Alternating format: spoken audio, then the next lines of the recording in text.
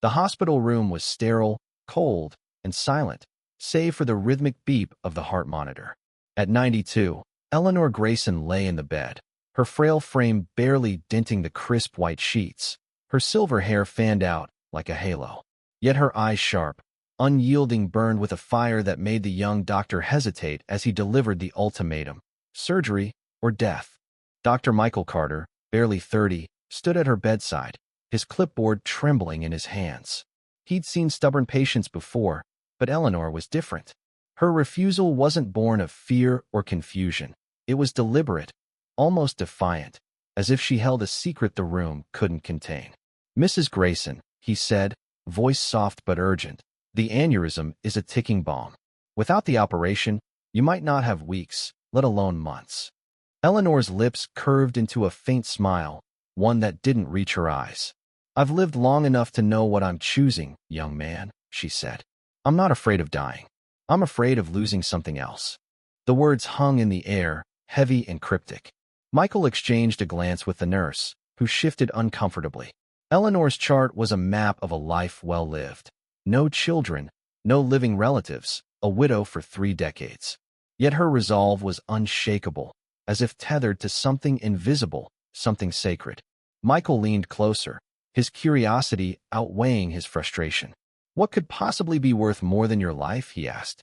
Eleanor's gaze drifted to the window, where the city skyline glittered under a bruised evening sky. She didn't answer immediately. Instead, she reached for the small, worn leather journal on her bedside table, its pages yellowed and edges frayed. "Sit," she said, her voice low but commanding. Michael hesitated, then pulled up a chair, sensing this was no ordinary patient. The nurse excused herself, leaving them alone with the hum of the hospital machines. "Before you judge me," Eleanor began, "you need to understand why I'm here. Not in this bed, but in this world." Her fingers traced the journal's cover, as if it held the weight of her soul. "It starts with a promise I made 70 years ago, one I've carried every single day since." In 1955, Eleanor was 22, a young woman with dreams bigger than the small coastal town of Havens End, where she grew up. The world was rebuilding from war, and Eleanor, with her quick mind and fierce heart, wanted to be part of it.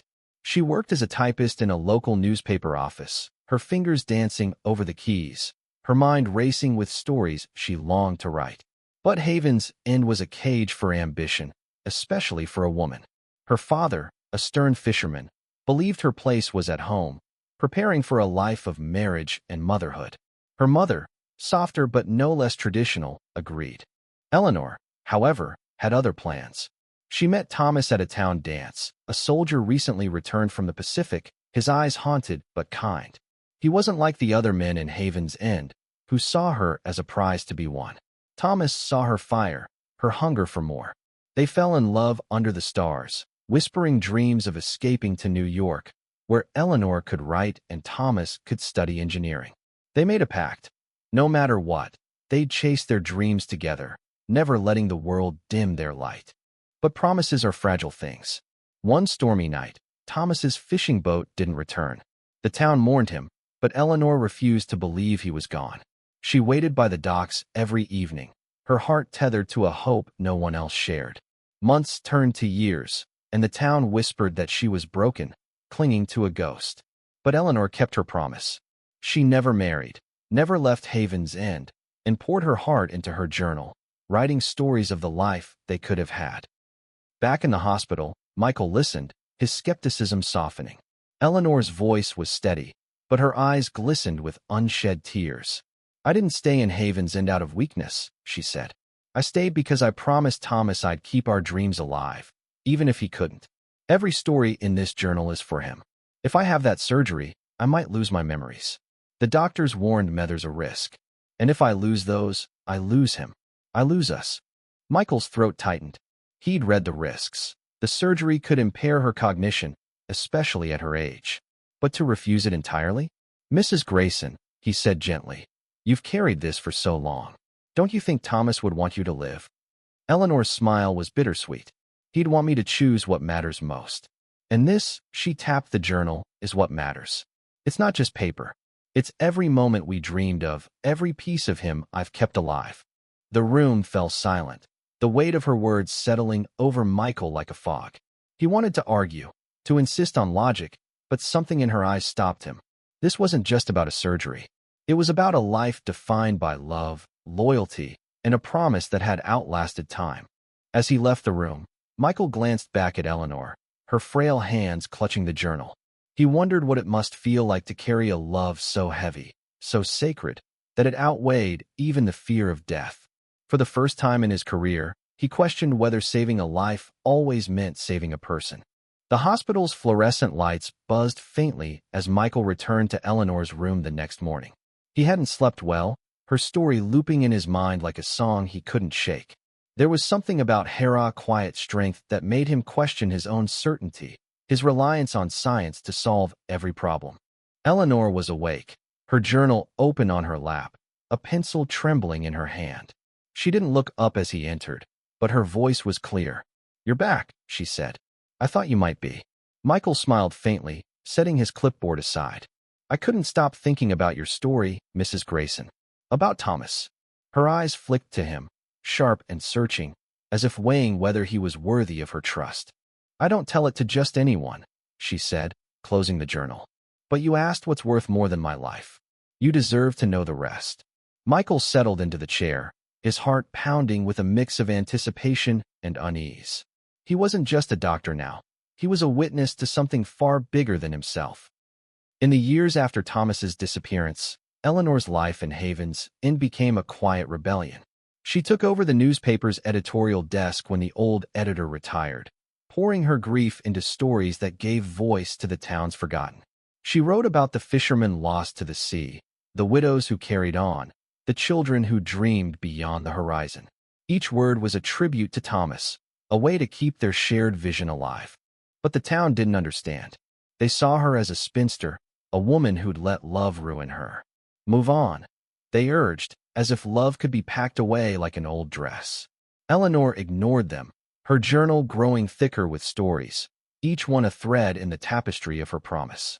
She lived modestly, her small cottage filled with books and memories, her evenings spent by the docks, watching the waves for a sign that never came. Then, in 1975, a stranger arrived in Havens End. His name was Samuel, a wiry man in his 40s with weathered hands and a quiet demeanor. He'd been a sailor, he said, and had washed ashore after a shipwreck decades ago, taken in by a distant village. Samuel had heard of Eleanor's vigil, her unwavering wait for a man named Thomas.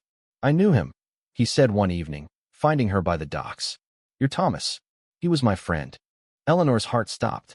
Samuel's words were a lightning bolt, shattering the fragile world she'd built. He spoke of Thomas's courage, his dreams of a life with her, and a letter Thomas had written before the storm, a letter Samuel had carried all these years, unable to deliver until now. He handed her a sealed envelope, yellowed and brittle, with her name scrawled in Thomas's hand. She didn't open it right away. The weight of it felt like a second chance, but also a wound reopened. When she finally read it, alone in her cottage, the words broke her and rebuilt her all at once. Thomas had written of his love, his belief in her, and a promise. "If I don't come back, live for both of us. Write our story, Ellie. Let it outlive us." In the hospital, Eleanor handed Michael the letter, its edges worn from years of being read and reread. His hands shook as he unfolded it, the ink faded but the words alive with urgency. "He didn't want me to stop living," Eleanor said, her voice cracking.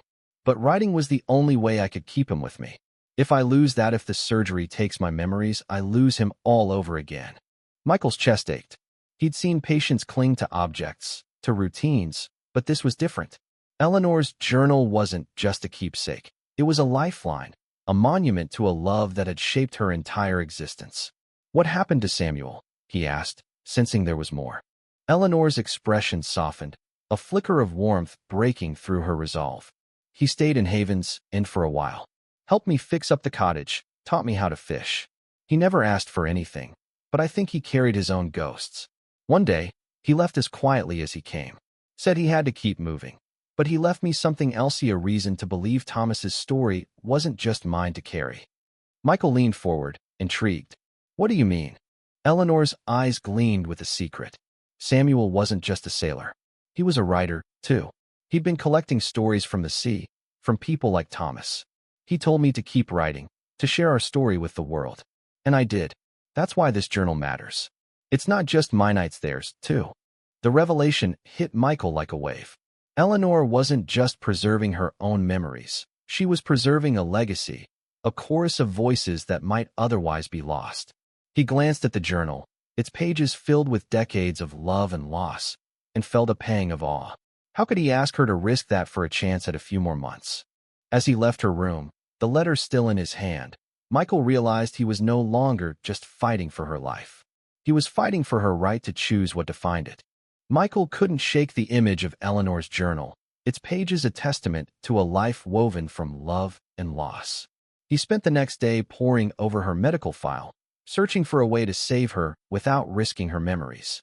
But the aneurysm was relentless, a shadow growing larger with each scan. Time was slipping away, and so was his certainty that he knew what was best. When he entered her room that evening, Eleanor was writing, her hand slow but steady. The sight stopped him short. She looked so alive, so purposeful, despite the fragility of her body. "You're persistent," she said without looking up, a hint of amusement in her voice. "Most doctors would have given up on me by now." "I'm not most doctors," Michael replied, sitting down. "And you're not most patients." He hesitated, then asked, "Can I read one of your stories?" "Just one." Eleanor's hand paused, her eyes narrowing as if assessing his sincerity. Then, with a small nod, she handed him the journal, open to a page titled The Lighthouse Keeper. The story was set in Haven's End, in a time when the town's lighthouse still guided ships through stormy nights. It followed a keeper named Eliza, a woman who'd lost her love to the sea but kept the light burning for others. The prose was vivid, each sentence pulsing with longing and resilience. Michael felt the words pull him in, as if he were standing on the cliffs, hearing the waves crash below. But halfway through, the story shifted. A stranger arrived, a man who claimed to know Eliza's lost love. He brought no proof, only stories of their time together, and Eliza, torn between hope and doubt, began to question her own memories. The twist was subtle but devastating. The stranger wasn't a savior but a mirror, forcing Eliza to see that her light wasn't just for the lost, it was for herself, too. Michael looked up, his throat tight. "This is about you, isn't it? And Samuel?" Eleanor's smile was faint but knowing. "All my stories are about me, in a way, but they're also about everyone who's ever loved and lost. Samuel taught me that. He showed me how to turn pain into something that could outlive me." The room felt smaller, the air charged with the weight of her words. Michael set the journal down, his mind racing. "Mrs. Grayson, your stories theory incredible. They deserve to be read, to be shared.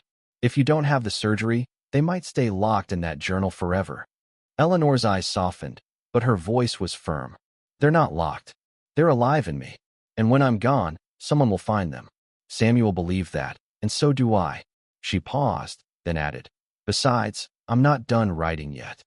Before Michael could respond, the door opened, and a woman in her 60s entered, her face lined with worry but bright with determination. "Eleanor," she said, her voice warm but urgent. "I got your message." Michael stood, startled, as the woman introduced herself as Clara, a librarian from Haven's End.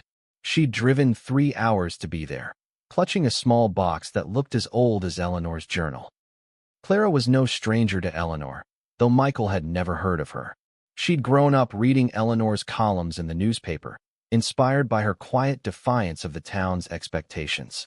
Years later, as a librarian, Clara had sought Eleanor out, begging her to publish her stories. Eleanor had always refused, saying they weren't ready. But now, with death looming, she'd called Clara for a reason. "I want you to take the journal," Eleanor said, her voice steady but heavy. "Not yet, but soon. Make sure it finds the right hands." Clara's eyes filled with tears, but she nodded, gripping the box tightly.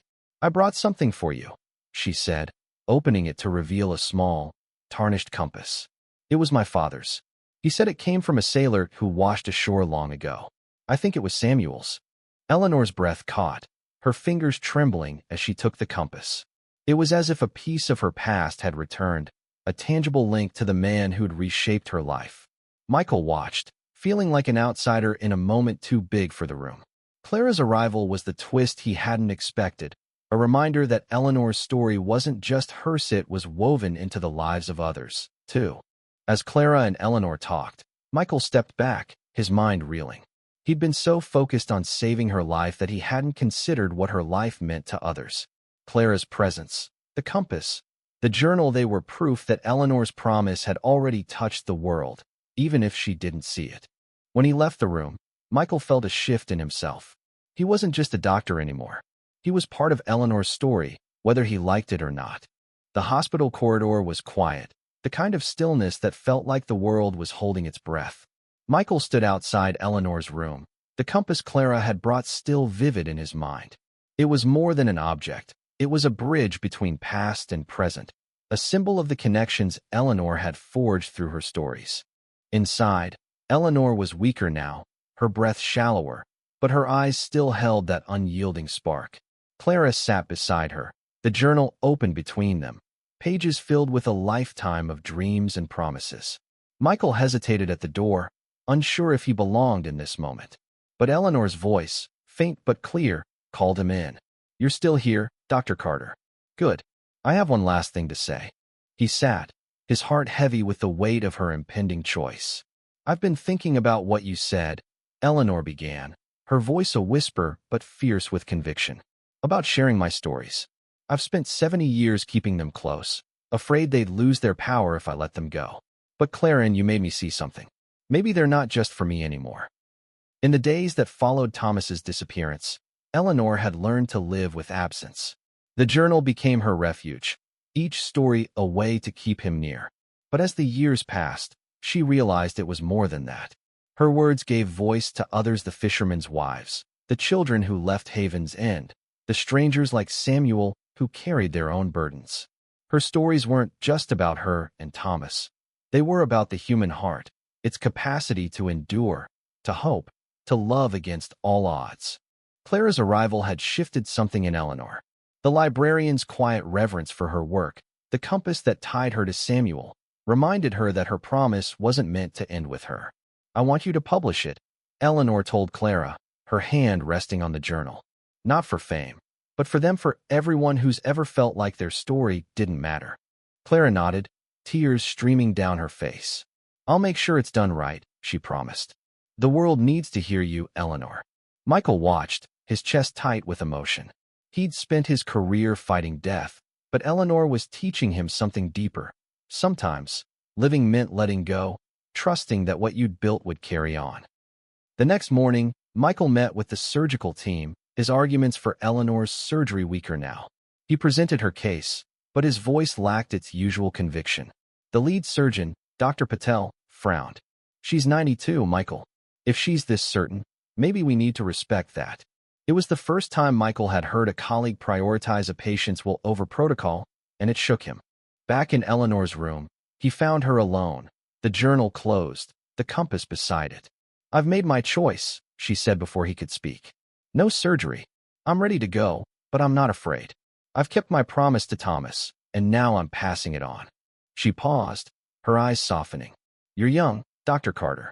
You'll make mistakes, but don't forget this. Sometimes, the heart knows more than the head."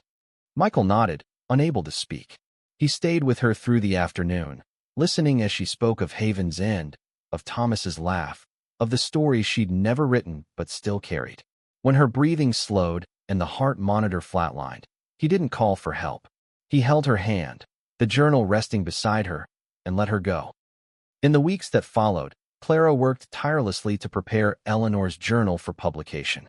Titled The Lighthouse Keeper and Other Stories, it became a quiet sensation, its raw, human truths resonating with readers far beyond Haven's End. Michael read it cover to cover, each story a reminder of the woman who'd changed him. He kept the compass on his desk, a talisman of the lesson she'd taught him. That life wasn't just about surviving, but about what you left behind. At a small memorial in Haven's End, Clara and Michael stood by the docks, the wind carrying the scent of salt and memory. "She was right," Clara said, holding the published book. "Her stories outlived her. They always will." Michael nodded, looking out at the sea, wondering if Thomas was out there, smiling at the woman who'd kept their promise. Eleanor's choice had shocked him, but it had also opened his eyes. Love, loyalty, and stories, they were the threads that wove a life worth living. And in her final act, Eleanor had ensured those threads would never break.